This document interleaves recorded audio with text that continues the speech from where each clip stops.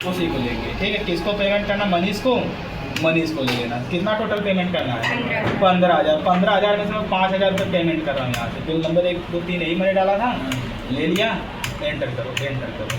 जब लास्ट में आओगे देखो सब बता रहा है ट्रांजेक्शन टाइप, किस टाइप का ट्रांजेक्शन? चेक द्वारा हम पेमेंट कर रहे हैं। समझ में आ रहा है? चेक द्वारा जो हमने रसीद का नंबर दे रहा है, check number, instant number, check number की यानी कि पहली रसीद फटेगी तो उसका नंबर क्या होगा? जो चेकबुक का 1 2 3 4 5 6 होगा। कंट्रोल ठीक कर दो, कंट्रोल ठीक कर दो, हो गया।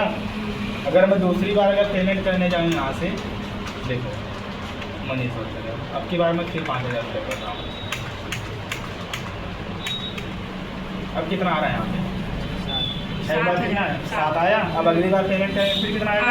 8 आ जाएगा। हो गया क्लियर? ठीक। अब देखो चेक से हमने पेमेंट करना सीख लिया। अब मैं यहीं से जो बैंक में ट्रांसफ़र करूँ, जहाँ चेक लिखा था यहीं पे आकर के यहीं पे जब स्पेस बटन दबाओगे तो लिस्ट ऑफ ट्रांजेक्शन टाइप, किस टाइप का ट्रांजेक्शन हो रहा था? अभी मैंने जो किया चेक द्वारा किया है। अब मैं यहीं से ई फंड ट्रांसफ़र को सिलेक्ट कर रहा हूँ इसको।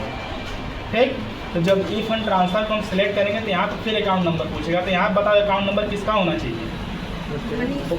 मनीष का, जो हमारा होलसेल जिसको मुझे पैसे पेमेंट करने तो मैं उसका अकाउंट नंबर डाला। IFC कोड पूछा तो मान लो उसका यूनियन बैंक में अकाउंट है तो मैंने उसका यूनियन बैंक का IFC कोड डाल दिया। अब मुझसे अकाउंट नंबर पूछ रहा है, सॉरी बैंक का नाम पूछा है। स्पेस बटन दबाना, स्पेस फाइल बैंक में आना, यहाँ डालना यूनियन बैंक ऑफ इंडिया। ये किसका बैंक है? होलसेलर का, यानी मनीष का। समझ गए? अभी देखो हो गया।